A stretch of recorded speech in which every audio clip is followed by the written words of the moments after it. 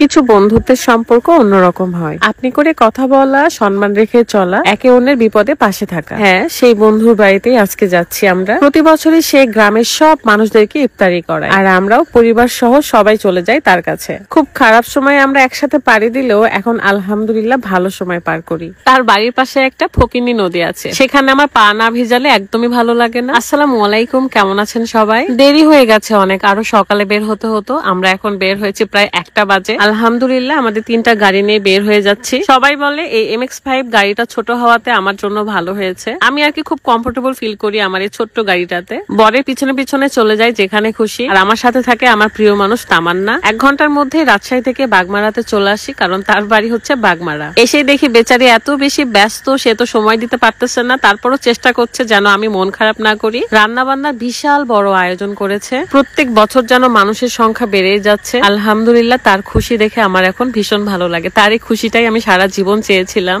এখন দেখাবো কিভাবে আপনার স্কিনটাকে ব্রাইট করবেন এবং দাগ মুক্ত রাখবেন। এইটা হলো স্কিন ব্রাইটেনিং কম্বো, যেখানে থাকবে একটা soap, soothing jail, face pack এবং একটা নাইট ক্রিম। প্রথমে আমি সোপটাতে ভালো করে মুখটা ধুয়ে নিব, তারপর ব্যবহার করব এই ব্রাইটেনিং ফেস প্যাকটা। আপনি কিন্তু প্যাকটা পানি কিংবা গোলাপ জল, দুধ এসব দিয়ে ব্যবহার করতে পারেন। আমি শুধুমাত্র পানি দিয়েই ব্যবহার করি। প্যাক 10 মিনিটের মতো রেখে ধুয়ে ফেললাম এবং এখন ব্যবহার করব স্যাফরন সুদিং জেল। স্যাফরন আমাদের স্কিনটাকে গ্লো করতে কত বেশি হেল্প করে আমরা সকলেই জানি। চাইলে আপনি এটা মেখে রেখে দিতে পারেন, আবার চাইলে ধুয়ে ফেলতে পারেন। জেলটা 20 থেকে 25 মিনিট রাখার পরে আমি ধুয়ে আসলাম এবং এখন ব্যবহার করব স্যাফরন নাইট ক্রিম। এই ব্রাইটেনিং কম্বোটা আপনারা পেয়ে যাচ্ছেন অর্ডিনারি অর্গানিক ফেসবুক পেজ থেকে। পেজটা আমার ভিডিও ডেসক্রিপশনে দেওয়া আছে। যত অলসতায় কাজ করুক না কেন, আমি আমার স্কিনটাকে দাগ মুক্ত এবং ব্রাইট করতে সবসময় এই কম্বোটা ব্যবহার করে থাকি। দেরি না করে কম্বোটি এখনই অর্ডার করে ফেলুন। স্মৃতি আমাকে ভীষণ সম্মান করে, আমাকে আপনি আপনি করে কথা বলে। কোন বন্ধুত্বে দেখেছেন আপনারা আপনি করে কথা বলা? সে বলে আমাদের মধ্যে মানবিমান প্রচুর হয়, কিন্তু সেটা অল্প সময়ে শেষ হয়ে যায়, কারণ কেউই আমরা একে অন্যকে ছাড়া থাকতে পারি না। থাকে না গোপন কিছু সম্পর্ক,